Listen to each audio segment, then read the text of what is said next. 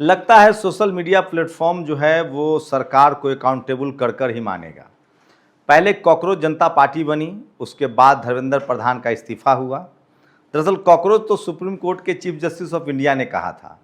उसके बाद कॉकरोच जनता पार्टी अभिजीत दीपके ने बनाई, 25-30 मिलियन उसके फॉलोअर हो गए।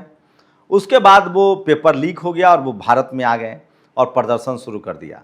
बाकी आपने देखा, अब गडकरी साहब मुश्किल में पड़ते हुए दिख रहे हैं। E20 जनता पार्टी बन गया है, जिस तरह से इथेनॉल मिलाया जा रहा है, तो जेनजी इससे भी इत्तेफाक रखेंगे क्योंकि वो भी बाइक चलाते हैं। और ये मिलेनियल्स जो जनरेशन है या उसके पीछे एक्स जो जनरेशन है, सबकी गाड़ी को लेकर चिंताएं बढ़ती जा रही। E20 को लेकर नितिन गडकरी लगातार बयानबाजी कर रहे थे, अब उनके सारे बयान खत्म हो चुके हैं। एक बार तो इतना विरोध बढ़ गया था कि सारे गाड़ी कंपनियों को बैठा दिया गया कि E20 ठीक है।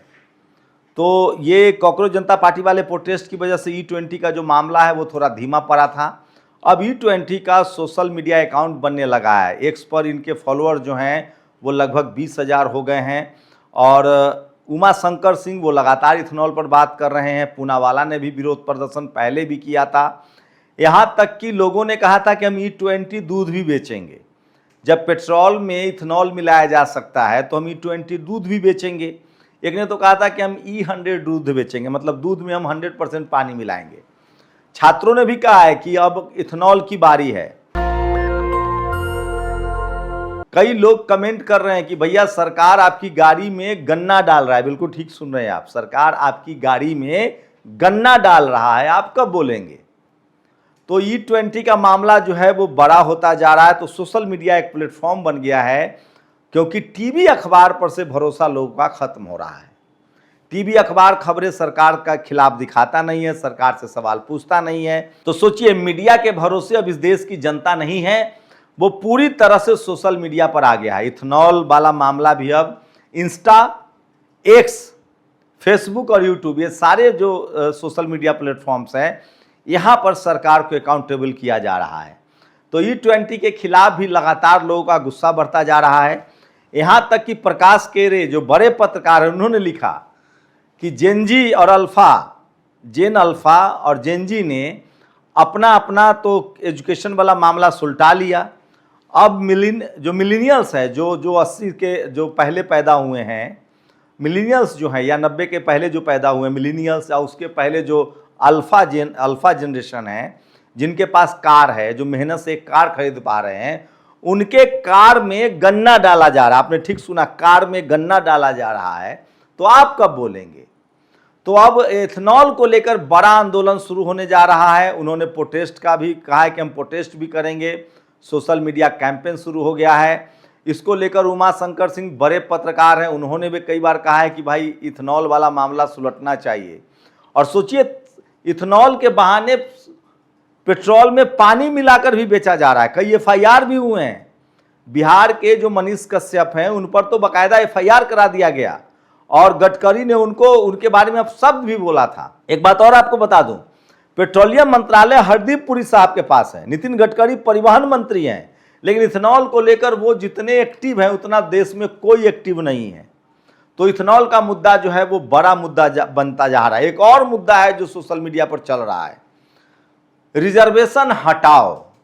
और जो शख्स इसको सोशल मीडिया पर चला रहा है, उसकी जाति की स्पेलिंग भी गलती है। हाँ, वो एक बात कह रहा है कि हम जाति खत्म करेंगे, आरक्षण खत्म होना चाहिए। बताइए, इस देश में आरक्षण राष्ट्र निर्माण के लिए है। मैं इन लोगों से पूछना चाहता हूं कि सत्या नडेला, इंदिरा नूई, सुंदर पिचाई के पास मेरिट है कि नहीं? अमेरिका गए, भारत से पढ़ लिख के, इंदिरा नूई हो, सत्या नडेला, इंदिरा नूई जो पहले पेप्सिको की चेयरमैन थी, सत्या नडेला जो माइक्रोसॉफ्ट के प्रमुख हैं, या सुंदर पिचाई जो गूगल के प्रमुख हैं, ये सब भारतीय हैं। पता है इनको नौकरी अमेरिका में क्यों मिली? 2 वजहों से। एक तो अमेरिका में अफर्मेटिव एक्शन लागू है, वहाँ देश के नाम पर नहीं, जैसे एशिया सब कॉन्टिनेंट के लोगों को नौकरी देते हैं, अफ्रीकन लोगों को भी नौकरी देते हैं। डाइवर्सिटी रखना चाहते हैं वो अपने कॉलेज यूनिवर्सिटी में, इसलिए उनको नौकरियां मिली और इसीलिए वो अपना मेरिट दिखा पाए। तो सोचिए, वहां जाकर ये अफर्मेटिव एक्शन का फायदा लेते हैं। लेकिन अपने ही देश में इनको पहले तो पता होना चाहिए इनको पता होना चाहिए कि आरक्षण जो है SC ST का जो आरक्षण है वो अनटचेबिलिटी के आधार पर है। मतलब जिनके साथ जातिगत छुआछूत हुआ उनको SC ST माना गया और उनको आरक्षण मिला। जिनको पानी नहीं पीने दिया जाता था, जैसे गांव में एक कुआं है तो जातियों का कुआं बना हुआ था।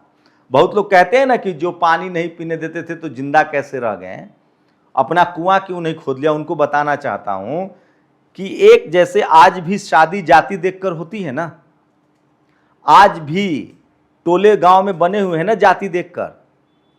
उस समय जाति का कुआं था। मान लो किसी गांव में बड़ा तालाब हो, सरकारी जमीन है, तालाब हो, तो वहां जनरल SC ST OBC सब जाके तालाब में पानी नहीं पी सकते थे। ये सच्चाई है। अब ये कहते अब जाति, लेकिन ये गांव का जातिवाद था, अब जातिवाद अलग। ये जो आरक्षण हटाओ वाले लोग हैं इनसे पूछिए कि मीडिया में कितने % SC ST OBC के लोग हैं, तो कहेंगे कि मेरिट नहीं। अरे नहीं भैया, अब इतनी संख्या में SC ST OBC के लोग 92 के बाद पढ़ गए हैं और SC ST तो पहले से वहां जाना अब महीन बेईमानी हो रही। जैसे अमेरिका में एशिया के लोगों को इसलिए भी नौकरी दी जाती है क्योंकि वहां नस्ल भेद का कानून है और उन पदों पर एशिया जैसे चीन के, भारत के, वहां नस्ल भेद का कानून इतना सख्त है कि अगर किसी ब्लैक ने आरोप लगा दिया कि इस गोरे ने मेरे साथ भेदभाव किया है तो पहले उस गोरे को उस कंपनी से नौकरी छोड़ना होता है, तब जांच शुरू होती है, क्योंकि उसे लगता है कि अगर ये नौकरी में रहेगा तो जांच प्रभावित होगी। इसीलिए एशिया के लोगों को रखा गया उन पोजीशनों पर ताकि वो गोरे लोगों को नौकरी से, काले लोगों को नौकरी से हटा सके, क्योंकि एशिया के लोगों पर नस्ल भेद का आरोप नहीं लगा सकते हैं क्योंकि एशिया में नस्ल भेद नहीं रहा है। उसी तरह से भारत में SC ST एक्ट है, उसमें OBC पर भी लागू होता है क्योंकि जातिवाद रहा है और था। लेकिन अब जातिवाद महीन हो गया है।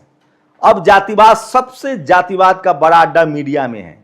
आपको एक भी दलित, पिछड़ा, किसान, आदिवासी, अल्पसंख्यक या किसान जाति का पत्रकार नहीं मिलेगा। वहां जाने ही नहीं दिया जाता है क्योंकि वहां कोई सरकारी नौकरी नहीं, रिटेन नहीं होता है। इस देश में इसरो में भी आदमी पहुंच गया, दलित पिछड़ा, नासा में भी पहुंच गया, हाई कोर्ट, सुप्रीम कोर्ट में भी पहुंच गया, लेकिन अभी भी कॉर्पोरेट में SC ST OBC के लोग नहीं हैं। आपने देखा कोई भी कॉर्पोरेट बोला इस जनजी के लिए? इसमें तो जाति क्यों? क्योंकि सरकार RSS की है और RSS की जाति और बिजनेस की जाति एक है। RSS की जाति और मीडिया की जाति एक है। RSS की जाति और जुडिशियरी की जाति एक है। ये सच्चाई है। सोचिए, जज एक प्रभाकर मिश्रा ने एक खबर लगाई है। चीफ जस्टिस ऑफ इंडिया ने कहा कि मुझे दिल्ली पर में जो लाठीचार्ज हुआ उसको देखने का टाइम नहीं है, फुर्सत नहीं है। एक याचिका डाली गई, उन्होंने कहा कि नहीं, मेरे पास टाइम नहीं है वीडियो देखने का। उसके बाद वो वीडियो लीक हो गया। ठीक एक याचिका डलवाई गई कि अब सुप्रीम कोर्ट में के वीडियो जो है वो सोशल मीडिया पर नहीं डाले जाएंगे। क्यों? क्योंकि लगातार कॉकरोच वाला भी वीडियो लीक हुआ, कॉकरोच वाला भी वीडियो लीक हुआ चीफ जस्टिस साहब का।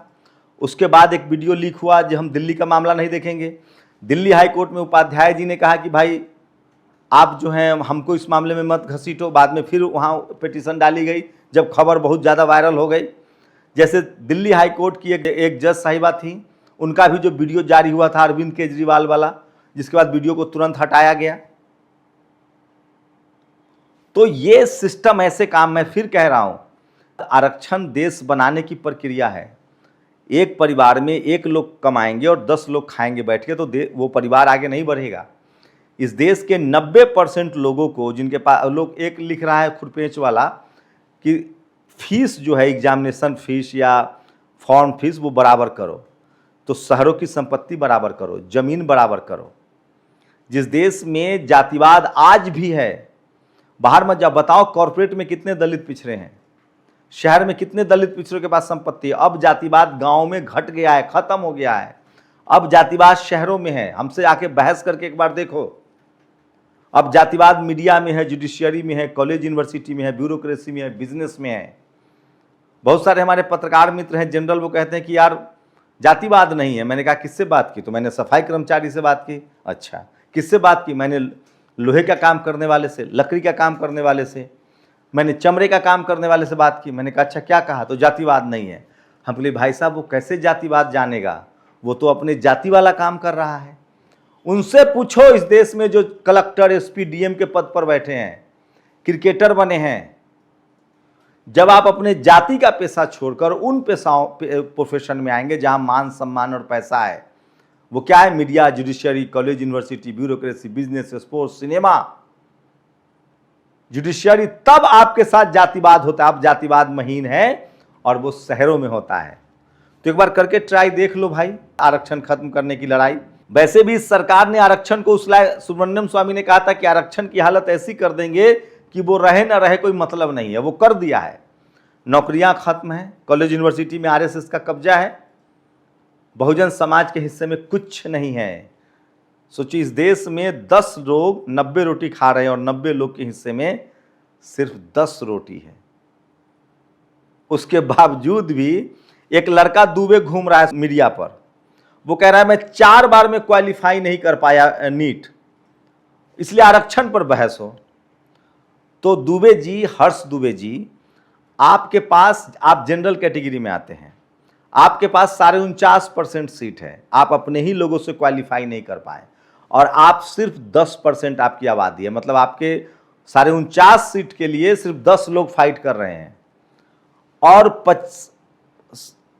सोचिए 49% रिजर्वेशन है, 51% आपके पास सीट है और 49 सीटों पर मान लीजिए कि 10 लाख सीट है नीट में, 1 लाख सीट है नीट में, मान लीजिए 1 लाख, तो 51,000 जो सीट है वो जनरल कैटेगरी के हिस्से में और उन पे लड़ने के लिए सिर्फ 10% लोग हैं और जो 49,000 सीट है उसके लिए 90% लोग लड़ रहे हैं। आप सोचिए, आप अपने कैटेगरी में क्वालिफाई नहीं कर पाए, उसके बाद आपको ईडब्ल्यूएस भी मिल गया है। तो आप, ये तो ठीक वैसे ही जैसे आप 2 भाई हैं तो एक भाई की जमीन आपने अपने हिस्से की ले ली और दूसरे भाई की जमीन पर भी आपकी नज़र है कि वो भी कब्जा कर ले। कभी सोचिएगा उन सारे 90% लोगों को जो SC ST OBC हैं, उनके पास ज़मीन क्यों नहीं है, शहर क्यों नहीं है, पढ़ाई लिखाई में देर से क्यों आए। हम लोग अभी पहला जनरेशन है जो ग्रेजुएशन किए हैं और इस देश में अभी भी ऐसे सिर्फ 15% SC ST OBC हैं, 20% जो पहली बार ग्रेजुएट हुए हैं। अभी तो हमारे 80 करोड़ लोग 5 किलो राशन के पर जिंदा है साहब। आप कह रहे हैं आरक्षण खत्म करो। जैसे जैसे दलित, पिछड़ा, किसान, आदिवासी, अल्पसंख्यक पढ़ता लिखता जाएगा, आरक्षण की लड़ाई और तेज होगी। आप लोग अपनी राय जरूर दीजिए। शुक्रिया। दस्तक की आपसे गुजारिश है कि अगर इसको बचाना चाहते हैं तो नेशनल दस्तक को सब्सक्राइब करने के लिए रेड कलर के सब्सक्राइब बटन को दबाएं, फिर बेल आइकन की घंटी दबाएं। नेशनल दस्तक को बचाने के लिए बहुत जरूरी है कि हर खबर को शेयर करें, लाइक करें, कमेंट जरूर करें।